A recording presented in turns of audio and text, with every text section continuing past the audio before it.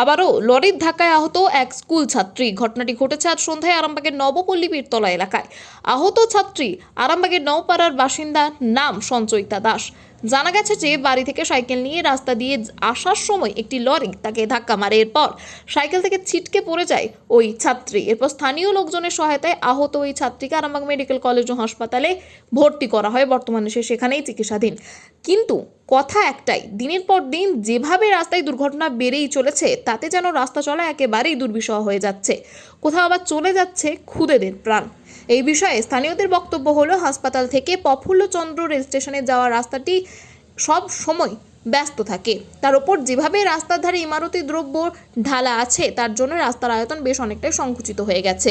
এর ফলেই বেশি দুর্ঘটনা ঘটছে। এছাড়াও যেভাবে এই রাস্তায় বেপরোয়া গতিতে গাড়ি ছোটে, তা কিন্তু দুর্ঘটনার মূল কারণ। প্রশাসনের উচিত এই বিষয়টির দিকে নজর রাখা। স্থানীয় লোকজনের দাবি, প্রশাসনের উদ্যোগে ইমারতি সামগ্রী দ্রুত সরানোর ব্যবস্থা করা হোক। এই বিষয়ে স্থানীয় লোকজন আরও কি জানাচ্ছেন, দেখুন বিস্তারিত। 24 আওয়ার্স আরামবাগের রিপোর্ট।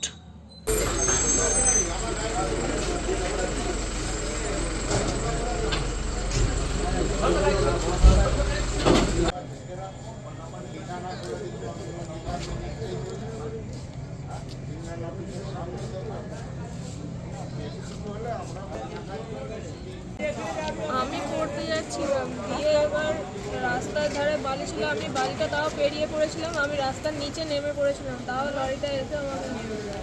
ওই এলাকায় কি সবসময় বালি পড়ে থাকে? সবসময় বালি পড়ে থাকে, সবসময় ওখানটা মানে বালি নয় পাথর কিছু না কিছু ওখানে পড়ে থাকবে, রাস্তাটা সবসময় জ্যাম থাকবে। কিসে পড়ছো তুমি?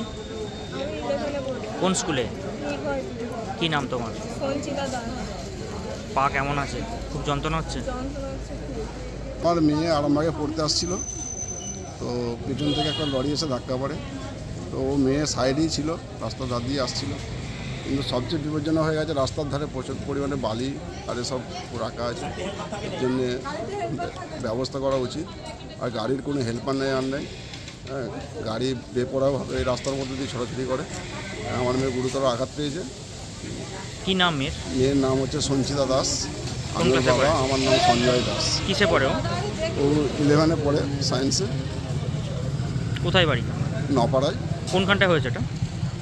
নপাড়ার প্রাইমারি স্কুলের পাশে হয়েছে, ঐকতান ক্লাবের কাছে। হচ্ছে এগুলো আজকে দেখুন, আমাদের পাড়ার মেয়ে টিউশন পড়তে আসছিল, ওইখানে বালি রাখা থাকে, আপনারা খেয়াল করে থাকবেন প্রতিনিয়ত ওখানে ইট বালি লেগেই রয়েছে, পড়েই রয়েছে, দিনের পর দিন পড়ে রয়েছে। এবার আমি একজন টোটো চালক, আমরাই আজকে রিকভারি করে হসপিটালাইজ করেছি মেয়েটাকে। পাড়ার মেয়ে বা যে কেউ হোক, আমাদের একটা দায়িত্ব থেকেই থাকে। কিন্তু এর থেকে যে বড় দুর্ঘটনা হবে, সে দায়ভারটা কে নেবে? আজকে যদি প্রশাসন, আমি বলবো আপনাদের মাধ্যমে, যে এই ব্যাপারটাও অন্তত একটা পদক্ষেপ নেওয়া হোক, যাতে রাস্তার উপর যাতে ওই বালি পাথর না ফেলা হয়। তাতে করে রোড সংকীর্ণ হয়ে যাচ্ছে, ফলে যাতায়াতের অসুবিধা হচ্ছে। আর ট্রেন টাইমে এই রাস্তাটা ভীষণ কনজেস্টেড, ফলে অ্যাক্সিডেন্ট হতেই থাকছে একটার পর একটা। যাতে বড় দুর্ঘটনা না ঘটে থাকে, না ঘটে, সেই জন্য আমি আপনাদের মাধ্যমে থানাকে অনুরোধ করব যেন এই ব্যাপারটা একটু ব্যবস্থা নেওয়া হয়। কি নাম আপনার? আমার নাম শেখ মেহবুব হোসেন। সন্তানের পরে মন বসছে না, প্রচুর পরিশ্রম করেও আপনি আশানুরূপ পারিশ্রমিক পাচ্ছেন না, যার ফলে আর্থিক সংকট আপনার জীবনে দুঃখ এবং চাপের ছায়া ফেলেছে। দিনার ভারে জর্জরিত স্বামী স্ত্রীর মধ্যে প্রতিনিয়ত ভুল বোঝাবুঝি বেড়েই চলেছে।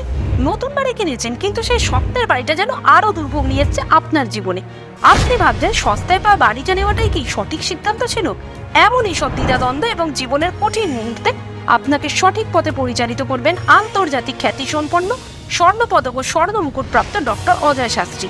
তিনি শুধু আপনাকে পথই দেখাবেন না, আপনার জীবনে সত্যিকারের সুখ, শান্তি, ঐশ্বর্য, অর্থ যেন সঠিক সময় আপনার কাছে পৌঁছে দেয়, সেই দায়িত্বও নেবেন। তাঁর অভিজ্ঞতা এবং জ্ঞানের আলোতে আপনার জীবন হয়ে উঠতে পারে নিরুদ্বেগ ও সমৃদ্ধির পথে ধাবমান। তাই আর দেরি নয়, স্ক্রিনে দেওয়া নাম্বারে এখনই ফোন করে ডক্টর অজয় শাস্ত্রীর সাথে যোগাযোগ করুন। কে জানেন, হয়তো একটিমাত্র ফোনই আপনার জীবনকে বদলে দিতে পারে।